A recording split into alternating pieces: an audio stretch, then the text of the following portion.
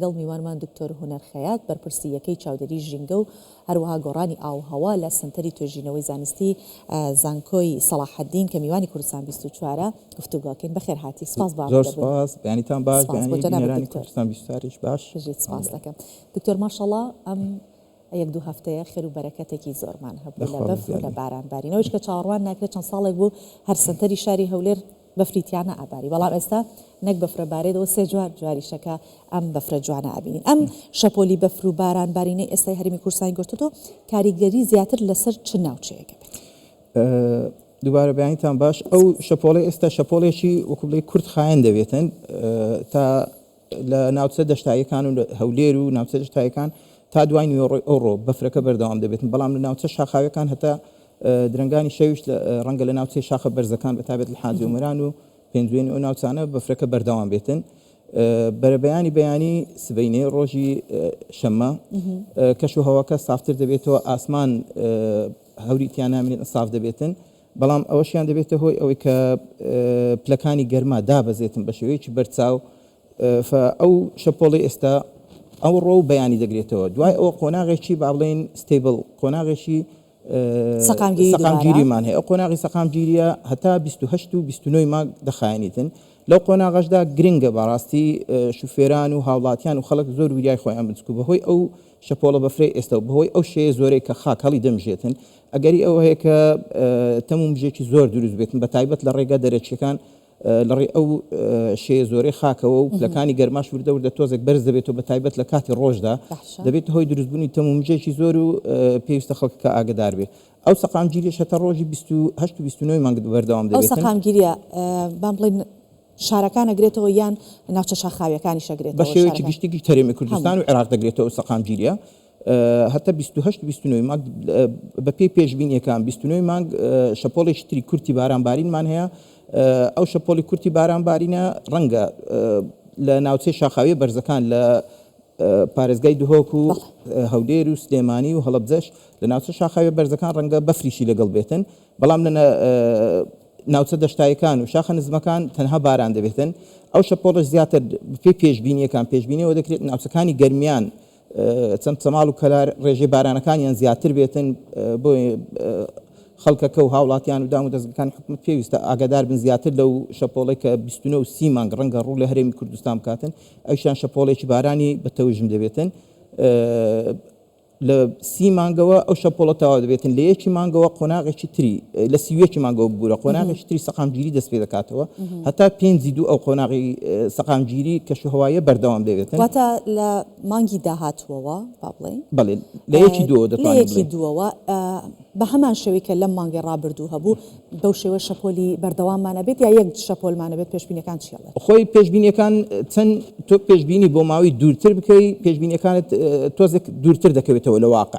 پێشبینی چەند ماوەی کورتتر بێتن بەهۆی ئەو بارودۆخی لە بەرگە گاز لە چینەکانی سەرەوەی بەرگە گاز هەیە دەتوانانی پێشبینیەکانی زیاتر نزیک بێت لە ڕاستی. ئەوەی ئێستا ئێمە پێشبینی کراوە با بڵێن پێشبینی کراوە هەتا 5 لە سیوێکی یەکەوە هەتا 5 سەقامگیریەک دروست دەبێت و پلەکانی گەرمە لە هەندێک ناوچە هەرێمی کوردستان ڕەنگە بەرز بێتەوە بە تایبەت لە هەولێر بۆ 16 بۆ 18 پلەش ڕەنگە ئەو قۆناغە سەقامگیری هەتا 5 بەردەوام دەبێتن. بەخشە قسەیەک هەیە کاڵێن ئەگەر زستان سارد و سایقە بوو هاوینێکی زۆر گەرم و وشکمانە بێت ئەومان پێ بڵێت چونکە ئێستا دڵخۆشین بە سەرمایە و دڵخۆشین بە بەفرەکە، بەڵام کەمێکی شەترسینەڵێن نەوەک هاوینێکی گەرمان هەبێ ئەگەر بە پێی ئەو قسەیە بێت جاوایە خۆی ئەو وەکو بڵێ ئەو قسە گشتیانە ئامیانە کە لە ناو خەڵکەکە هەیە کە دەڵێتن زستانێکی سارد هەبین هاوینەکەش ئاوا دەبێتن بەهۆی ئەو گۆڕانی ئاو هەوای کە ڕووی داوە لەسەر گۆی زەوی و لە چینەکانی بەرگە گاز ئەو پێشبینی درێژ خایەنانە دوور مەودایانە تا ڕادێک ناتوانانی پێشبینی پێ بکەی بەڕاستی.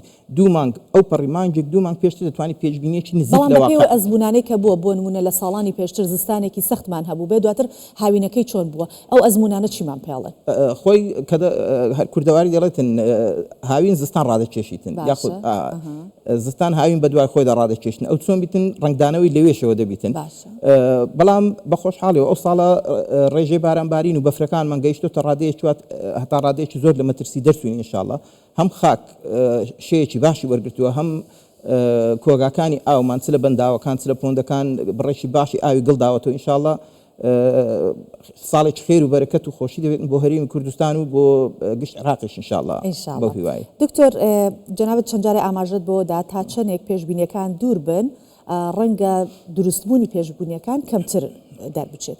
ئەمێ بزانم لە زانکۆی سەلاحەدین تەواوی ئەو ئامێر و کەرەستانی کە پێویستە بۆ پێشبینیکردنی کەش و هەوا لە ئاستێکی پێشکەوتودان تەواوی ئەو ئامێرانە ئامێرێکی ستانداردن.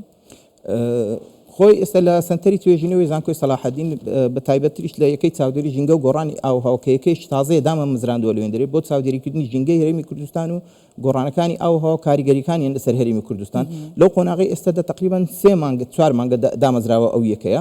لەو قۆناغی ئێستادا خەریکی چەندین توێژینەوەی جیاجیان لەسەر لایەنە کەش و هەواییەکان و ژینگەیەکانی هەرێمی کوردستان بۆ ئەوی بخێنە بەردەست لایەنی پەیوەندیدار و وەزارەتەکانی پەیوەندیدار هەتە بە هەماهەنگی ئەکادیمیان و بڕیار بەدەستانی حکوومەت لە وەزارەتەکان بتوانین شتێکی چاک بۆ حکوومەت و بۆ ئەو خەڵکە بکەین و بۆ ئەو وڵاتە بکەین. بەڵام لە ڕووی ئامێرەوە بەڕاستی بەهۆی ئەوە کە یەکەکەمان تازەیە ئامێرمان هێشتا نییە تا ئێستا بەڵام لە پلانماندا لە دوار ڕۆژێکی زۆر نزیک انشاءالله بودجەی بۆ تەرخان بکرێتن وێزگەیەکی تایبەتی کەشناسی بەخۆمان دابنین بە یەکەی چاودێری ژینگەی و گۆڕانی ئەوها وێزگەیەکی چاودێریکردنی کوالیتی هەواش دابنین. ئەو داتاکانی ئەو وێزگانش دەخینە بەردەست بە شێوەیەکی فری بۆ هەموو توێژەران و بۆ هەموو خەڵک بتوانن بەکاری بێنن لە توێژینەکان. ئەمەش لە سۆنگەی هاندانی توێژەرانە بۆ ئەنجامدانی توێژینەوە خستنە بەردەستی داتاکان بۆیان بۆ توێژەر پێویستی بەچیە بۆ ئەوی توێژینەوەی چاکت بۆ ئەنجامداتن پێویستی بە داتایەکی ڕێک و داتایەکی پاک و خاوێنە. ئەو داتای ئێمە هیچ سنوورێکی لەسەردانانین داتایەکی فول بە تەواوەتی فری دەبێت بۆ هەموو توێژەران لە سەرتاسەری هەرێمی کوردستان نەکرد لە زانکۆی سەلاحەدین لەگەڵ پۆرتاڵی خۆمان زانکۆی سەلاحەدین کۆنێکتی دەکەین و لەوێ هەر کەسێک دەتوانێت بە فری هەر کاتێک داونلۆدی بکات داتایەکە انشاءالله بەکاری بێنی بۆ توێژینەوەکان. ئەو لە پلانی کورتخایانی داهاتوومانە انشاءالله جێبەجێ دەکەین. با منی باسی پلانێکی تر بکەم کە یەکەم جارە لە عێراقا و بە تایبەتی لە هەرێمی کوردستانە هەیە ئەویش ئەوەیە کە لە هەرێمی کوردستان بەنیازی ئەوەن کە سیستەمێکی پێشبینیکردنی بوومەلەرزە و هەروەها لافاو دابنرێت تا چەند ئەم سیستەمە گرنگە و تا چەندیش بۆ ئاگادارکردنەوەی پێشوەختە کاریگەری هەیە. خۆی دانانی ئەو جۆرە سیستەمی لەو شێوەیە بەڕاستی زۆر گرنگە چکو هەرێمی کوردستان بەهۆی ئەو زۆرەتی تۆپۆگرافی ئەو زۆرەتی کەش و هەوایی هەیە لە ناوچە شاخەوەی بەرزەکانەوە تا دێ ناوچە دەشتایەکان و بۆ ناوچەکانی باشوور لە مەخمور و خانەقین و ناوچانە زۆرەتێکی یەکجار زۆری تێدا هەیە. ئەو زۆرەتی وای کردووە کە باران و بەفر و دیاردەکانی ئاو هەواش لە هەر شوێنێک جیاواز بێتن. جگە لەمانەش هەندێک جار تووشی بوومەلەرزە دەبێن ئەگەر ئەتوو ئێمە با بڵێن وەکو لایەنی حکوومەت دام و دەستگایەک یاخود ئامێری پێشبینی تەواوت نەبێت ناتوانانی پێشبینی بکەیت چ ڕوو دەداتن. ئێستا بۆ نمونە لە وڵاتانی پێشکەوتوو لەگەڵ سەتەلایتی پێشکەوتی خۆیان هەیە لەگەڵ سەتەلایتی کە ڕەبت کراوە هەتا پێت دەڵێتن بۆ نمونە ئەگەر لە وڵاتی پێشی تو ئەوەی ئەپستریمەکە کە باران باری پاشی چەند خولەکی تر ئەو بارانە دەگاتە لایتەوە بە بڕی چەندیش دەگاتە لایتەوە چەند ملیۆن یان هەزار مەتری سێجا دەگاتە لایتەوە ڕەنگە چ ناوچەیەکت کاریگەری لەسەر هەبێتن. ئەوانە ئەو شتانە کاریگەریەکی زۆری دەبێتن لەسەر پلاندانانی حکوومەت بۆ ڕێگریکردن لەو کارەسات ئەسروشتیانی کە ڕووداداتن ڕەنگە هەندێک جار کارەسات ئەسروشتەکان ئەگەر ڕێگەی لێن یاخود ئامادەکاری بۆ نەکرێتن کارەساتی خوانەخواستە مرۆییشی لێ بکەوێتەوە. دکتۆر من یەک پرسیارم هەیە ئەگەر بە کورتی وەڵام بێتە چکەمە دو پرسیارە ئەم بەفر و بارانەی کە باری هەرێمی کوردستان لە وشکە ساڵێکە لە ساڵانی پێشتر هەبوو لەم ساڵە نامان بێتتر ئینشاڵڵا ئەو ساڵ لە وشکە ساڵی نەجاتمان بۆ تا ڕادەیەکی یەکجار زۆریش بەڵام بەڕاستی ئەو وشکە ساڵی ئەو 2-3 ساڵی پێشووتر بەسەرمان هات خاچی هێندە وشک کرد بوو ئەو خاکەش پێویستی بڕێکی ئاو شەی زۆرە هەڵی مژیتن ئەمە کیفایەت بووی ناتوانین بڵین کفایەت بە زۆر باش دەستخۆش دکتۆر هونەرخۆناغی زۆر باشین دەخوا زیاد بێت ئەو ساڵە. الحەمدولله دکتۆر هونەر خەیات بەرپرسیەکەی چاودێری ژینگە و گۆڕانی ئەو هەوا لە سەنتەری تۆژینەوەی زانکۆی سەلاحەدین میوانی کوردستان 24 سپاس هەم بۆ هەواڵە خۆشەکانتان بۆ پێشبینیان سپاس بۆ ئێوە سەرکەوتوون بە هیوا خۆشی بۆ هەموو بینەرانی کوردستان 24.